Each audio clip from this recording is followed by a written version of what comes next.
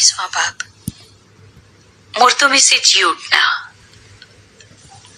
और सबत के बाद हफ्ते के पहले दिन पोप फटते वक्त मरियम मगदलीनी और दूसरी मरियम कब्र को देखने आई, और देखो एक बड़ा भूचाल आया, क्योंकि खुदावंद का फरिश्ता आसमान से उतरा और पास आकर पत्थर को लुढ़का दिया और उस पर बैठ गया।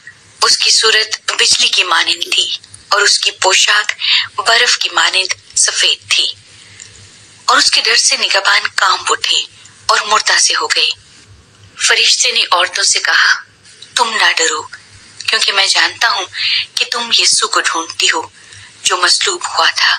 वो यहाँ नहीं है, क्योंकि अपने कहने के मुताबिक जी उठा है। आओ ये जगह देखो जहाँ खुदावंद पड़ा था, और जल्द जाकर उसके शागिर्दों से कहो कि वो मुर्दों में से जी उठा है, और देखो वो तुमसे पहले गलील को जाता है, वहां तुम उसे देखोगे। देखो मैंने तुमसे कह दिया है। और वो खौफ और बड़ी खुशी के साथ कब्र से जल्द रवाना होकर उसके शागिर्दों को खबर देने दौड़ी।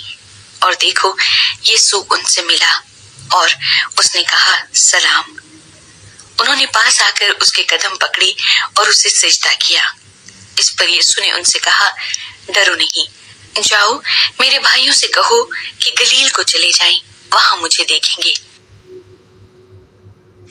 पहरेदारों का बयान। जब वो जा रही थी तो देखो पहरे वालों में से बाज ने शहर में आकर तमाम माजरा सरदार काहिनों से बयान किया, और उन्होंने बुजुर्गों के साथ जमा होकर मशवरा किया और सिपाहियों को बहुत सा रुपया देकर कहा, ये कह देना कि रात को जब हम सो रहे थे उसके शागिर्द आकर उसे चुरा ले गए, और अगर ये बात हाकिम के कान तक पहुंची तो हम उसे समझाकर तुमको खतरे से बचा लेंगे। बस उन्होंने रुपया लेकर जैसा सिखाया गया था वैसा ही किया, और ये बात आज तक यहूदियों में मशहूर है। जी उठने के बाद शागिर्दों पर ज़हूर।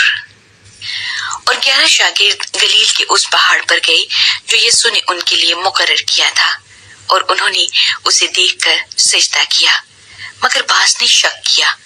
यीशु ने पास आकर उनसे बातें की और कहा कि आसमान और जमीन का कुल इख्तियार मुझे दिया गया है।